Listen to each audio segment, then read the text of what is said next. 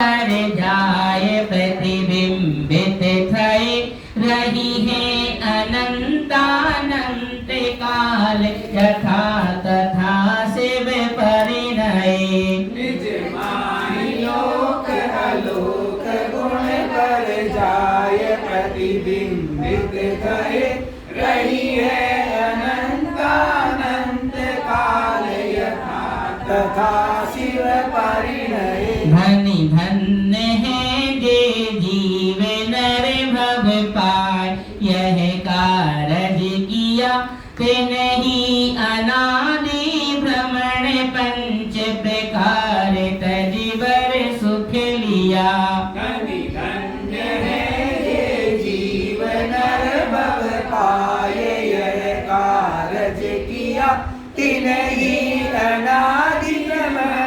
पंच प्रकार तजिवर सुख लिया निज माहि लोक आलोक गुण पर जाय प्रतिबिंबित थई रही है अनंतानंत काल यथा तथा शिव परिणय धनी धन्य है जे जीव नर भव पाए यह कारज किया ते नहीं अनादि भ्रमण पंच प्रकार तजवर सुख लिया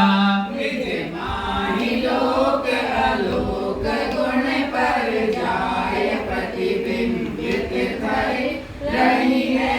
अनंतानंत काल यथा तथा शिव परिणय धनी धन्य है जे जीव नर भव पाए यह कारज किया तिन्हीं अनादि भ्रमण पंच प्रकार तजिवर सुख लिया से बोले निज माहि लोक आलोक गुण पर जाय प्रतिबिंबित करे रही है अनंतानंत काल यथा तथा शिव परिणय धनी धन्य है जे जीव नर भव पाए यह कारज किया तिन्हीं अनादि भ्रमण पंच प्रकार तजिवर सुख लिया निज माही अब उन सिद्ध भगवान की आत्मा में लोक अलोक गुण पर जाए लोक और अलोक के सभी पदार्थों के गुण और पर्याय प्रतिबिंबित थई एक साथ प्रतिबिंबित होने लगे अर्थात कि जैसे ही सिद्ध भगवान बने हालांकि केवल ज्ञान भी एक ज्ञान की ही पर्याय है लेकिन सिद्ध अवस्था में पहुंचने के बाद उनका शरीर नहीं है उनकी आत्मा ही है अब उस आत्मा में पूर्ण रूप से प्रकाश है और तीनों लोकों के तीनों कालों के पदार्थ और उनकी पर्याय गुण सहित प्रतिबिंबित हो रही हैं लेकिन उसमें न राग कर रहे हैं और न द्वेष कर रहे हैं उसको सामान्य दृष्टि से वो अवलोकन कर रहे हैं फिर क्या हुआ वही है अनंतानंत काल यथा तथा शिव परिणय यथा शिव परिणय जैसे उस मोक्ष में वो पहुंचे हैं उस मोक्ष में रही है अनंतानंत काल उसमें अनंत काल तक वो रहेंगे ठीक है ना जैसे जिस अवस्था में वो मोक्ष में पहुंचे हैं उसी अवस्था में अब वो क्या करेंगे अनंतानंत काल तक रहेंगे धन्य धन्य है ये जीव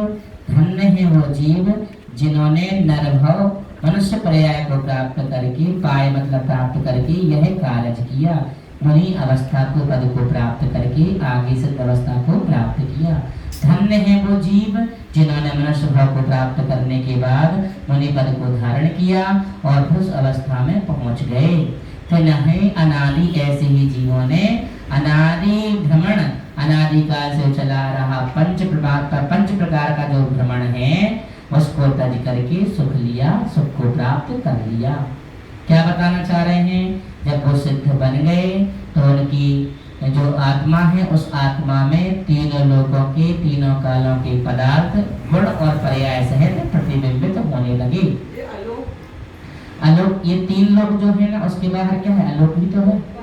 तीन लोग